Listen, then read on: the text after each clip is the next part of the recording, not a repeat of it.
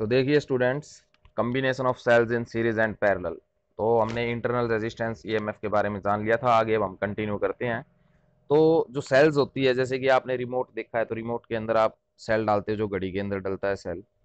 ठीक है। तो वो रिमोट में सेल डालते हो तो एक ना डाल के आप दो डालते हो, और वो दोनों क्या होते हैं, सीरीज में होते हैं। तो सीरीज का क्या मतलब है, कॉम्बिनेशन ऑफ सेल्स। तो ये कॉम्बिनेशन ऑफ सेल्स है, पहले तो ये समझिए। यानी आपने रिमोट के अंदर जो सेल्स डाल रखे हो उसमें कॉम्बिनेशन यूज किया गया है, और सेल्स की कॉम्बिनेशन से बैटरी बनती है। कॉम्बिनेशन दो या दो से अधिक सेल्स को अगर हम यूज करते हैं तो उन्हें कंबाइन करते हैं तो वो एक बैटरी की फॉर्मेशन है, वो एक बैटरी बन रही है। और जो बैटरी है वो टॉर्चेज में भी यूज की जाती है। जो टॉर्च है उसमें भी देखना आप, जो पीछे से हम खोलते हैं और दो उसके अंदर सेल डाल दे देते हैं, तीन भी डाल सकते हैं, चार भी डाल सकते हैं, डिपेंड करता है कितनी वो आपकी जो बैटरी है उसको कितनी की आवश्यकता है, कितनी सेल्स की आवश्यकता है। ठीक है, उसके बल्ब को। ऐसे ही ट्रांजिस्टर सेट हुए, आपके रेडियो वगैरह होते थे, ऑटोमोबाइल वगैरह जो हमारी कार वगैरह है उसमें भी सेल्स यूज होती है, बाइक में भी सेल यूज होती है।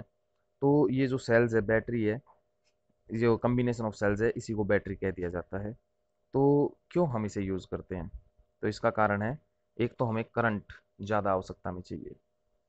तो हमें जब करंट चाहिए ज़्यादा या वोल्टेज चाहिए ज़्यादा, तो ये करंट या वोल्टेज अपनी आवश्यकता अनुसार हमें जितना चाहिए उसके अकॉर्डिंग हम सेल्स को यूज़ करते हैं, सीरीज में या पैरेलल में या मिक्स्ड। मिक्स्ड ग्रुपिंग में सीरीज, कुछ सेल सीरीज में होगी, फिर वो पैरेलल में भी हो सकती है किसी के साथ। ऐसा कम्बिनेशन भी यूज किया जाता है। तो हम बात करते हैं सेल्स इन सीरीज की। तो सेल्स इन सीरीज क्या है, negative terminal of one cell is connected to positive terminal of other cell. जब सेल का तो देखिए यहाँ पे डायग्राम में आप, जब हमारे पास जो सेल है उसका नेगेटिव ये है, पॉजिटिव टर्मिनल इधर वाला ये है नेगेटिव, फिर अगली जो सेल है उसका आ गया पॉजिटिव। तो नेगेटिव टर्मिनल एक सेल का दूसरी सेल के पॉजिटिव से कनेक्टेड हो, ऐसी कंडीशन अगर आपको देखने को मिले तो ये कहलाती है आपकी सीरीज कॉम्बिनेशन। तो ये ऐसा रिमोट सेल में आप करते हैं। तो सेल का इंटरनल रेजिस्टेंस होता है, तो वो अलग से दिखा रखा है यहाँ पे, R1 R2। तो ये दोनों सेल मिलके एक तीसरी सेल के बराबर हम इसे दिखा सकते हैं, जो कि अकेली ही इन दोनों के बराबर काम कर रही हो, ये वाली। तो उसको लिखेंगे ई इक्विवेलेंट, और रेजिस्टेंस R1 R2 जो भी था तीसरी सेल के बराबर होगा आर इक्विवेलेंट। तो जैसे 10th क्लास में आप रेजिस्टेंस कम्बिनेशन पढ़ते थे, आर इक्विवेलेंट होता था, सेम वैसे ही। तो अब देखिए, अब इसमें दो सेल इन्होंने मान ली, E1 E2। करंट इनमें सीरीज में तो करंट सेम रहेगा I, और टर्मिनल ए बी सी दिखा दिए, और बराबर में लिख दिया ई इक्विवेलेंट आर इक्विवेलेंट। और ये ई इक्विवेलेंट आर इक्विवेलेंट ये वो सेल है जो इन दोनों के बराबर अकेली काम कर रही है। तो यहाँ पे ए बी सी तीन टर्मिनल थे, यहाँ केवल दो हो जाएंगे, ए और लास्ट वाला सी, और करंट सेम रहेगा आई। तो देखिए, अब वी ए बी सी जो पोटेंशियल्स हो गए अलग अलग पॉइंट पे, ठीक है, तो उनके बीच में कुछ पोटेंशियल डिफरेंस होगा। जब हम टर्मिनल के अक्रॉस चलेंगे तो वी ए बी क्या होगा, V A minus V B. तो ये आएगा E1 minus I R one. ठीक है। तो ये आपको ध्यान रखना है कि जब वी ए बी की बात करें, ए और बी पॉइंट के बीच की बात करें, तो आप V A minus V B निकाल रहे हैं। तो V A higher potential, higher potential, ठीक है, क्योंकि ये पॉजिटिव टर्मिनल से जुड़ा हुआ, और वी बी है लोअर पोटेंशियल, ये नेगेटिव टर्मिनल से या लोअर टर्मिनल से जुड़ा हुआ है। अब ये कितना होगा ये डिफरेंस, तो ये डिफरेंस होगा, जो सेल का हमने पीछे भी जाना था, ईएमएफ है E1। अब करंट अगर फ्लो कर रहा है तो ईएमएफ चेंज हो गया, यानी ईएमएफ घट के टर्मिनल पोटेंशियल डिफरेंस बन चुका है।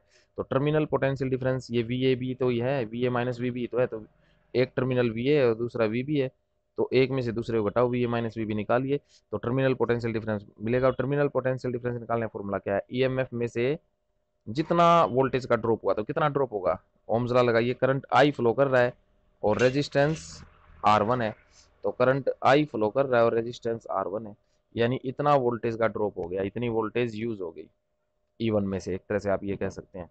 तो ये आ गया फॉर्मूला वी ए बी का, तो यही यहाँ पे अप्लाई किया, देखिए V A B is equal to E one minus, V A B is equal to E one minus I R one. Similarly V B C, वहाँ पे सेकंड ईएमएफ आ जाएगी सेकंड सेल की, और करंट सेम है लेकिन resistance second हो जाएगा, तो E2 माइनस IR2। तो ये आपको ध्यान रखना है। अब देखिए हमें VAC चाहिए, VAC चाहिए तो VAC सेम देखो, VA भी निकालने का formula VA minus VB, VBC निकालने का VB माइनस VC, VAC निकालने का VA माइनस VC हो जाएगा। तो VA माइनस VC जब हम करते हैं तो दोनों ही सेल आ गई इसके बीच में, तो A और C के टर्मिनल के बीच में। तो हम एक तरीका लगाते हैं, एक ट्रिक लगाते हैं, क्या हम जो इसके अंदर जो पोटेंशियल है VB का उसे सब्ट्रैक्ट भी कर देते हैं, ठीक है ना। देखो VA में से सब्ट्रैक्ट कर दिया ना, और ऐड भी कर देते हैं, तो कोई फर्क नहीं पड़ेगा। यानी ये जो इक्वेशन है इसमें VB को ऐड कर दो और VB को ही सब्ट्रैक्ट कर दो, तो माइनस VB तो चला जाएगा VA के साथ, और प्लस VB में से VC घट जाएगा, तो हमें एक ये वाली इक्वेशन मिल जाएगी, एक ये वाली। फिर इन दोनों को लिख के सोल्व कर लेते हैं, जो बराबर में थी ये दोनों लिख देते हैं इनकी जगह पे। तो देखिए लिख दिया, तो VA माइनस VB की जगह रख दिया E1 माइनस RR1, और फिर VB माइनस VC की जगह E2 माइनस IR2। तो VAC मिल गया हमें। E1 E2 को अलग कर दो, IR1 IR2 को अलग कर दो, I को कॉमन निकाल दो, तो ये हमारे पास फॉर्मूला आ गया, ठीक है। सीरीज में इक्विवेलेंट, तो ये VAC क्या है, A और C के बीच का पोटेंशियल डिफरेंस, ठीक है। तो इसे आप क्या लिख सकते हैं, तो आपने देखा जहाँ पे भी आप A और B का पोटेंशियल डिफरेंस लिख रहे थे तो उसमें आ रहा था EMF माइनस में I इंटू इंटरनल रेजिस्टेंस, फिर से EMF सेल का और इंटू में I माइनस में I इंटू इंटरनल रेजिस्टेंस। तो ये अभी तो पोटेंशियल डिफरेंस है VAC, तो इसे भी कैसे लिखेंगे, EMF माइनस में I इंटू R इक्विवेलेंट हो जाएगा, और E इक्विवेलेंट EMF। दोनों इक्वेशन को इक्वेट कीजिए ऊपरली और निचली को, तो E1 प्लस E2 किसके बराबर आ गया, E इक्विवेलेंट के, R1 प्लस R2 किसके बराबर आ गया, R इक्विवेलेंट के। तो ये रहेगा हमारा लास्ट ओवरऑल फॉर्मूला। तो यानी सीरीज कॉम्बिनेशन में हमें सिंपली समझ में आ गया इक्विवेलेंट ईएमएफ क्या होती है, सभी सेल्स की ईएमएफ को जोड़ दो। इक्विवेलेंट रेजिस्टेंस क्या होता है, सभी सेल्स के इंटरनल रेजिस्टेंसेस को जोड़ दीजिए, ये मिलेगा आपको फॉर्मूला। अच्छा, अगर एक सेल उल्टी लग जाए तो, उल्टी लगने का मतलब क्या है कि जैसे कि यहाँ बहुत सारी सेल्स लगी हुई है, लेकिन जहाँ पे नेगेटिव पॉजिटिव से जुड़ रहा था ना, तो नेगेटिव नेगेटिव से जुड़ जाए, कहने का मतलब एक सेल ऐसे बीच में आ जाए कुछ इस प्रकार, ये नेगेटिव टर्मिनल और ये पॉजिटिव, तो क्या होगा, इसका कुछ नाम है E3। तो जो E1 E2 E3 आप जोड़ते जा रहे थे, बस इस वाले के आगे माइनस साइन आ जाएगा, क्लियर। तो ये आपका फॉर्मूला रहेगा। तो उम्मीद करता हूँ यहाँ तक आपको समझ में आ रहा है अच्छे से। ये देखिए आपका नीचे दिखाया गया कुछ इस तरह का formula, E1 minus E2 plus E3 फिर अप टू EN। तो ये माइनस E2 जो है ये सेल उल्टी लगी हुई है, रिवर्स्ड है, इसकी जो पोलैरिटी है उल्टी जुड़ी हुई है। तो यहाँ तक आपको समझ में आ गया।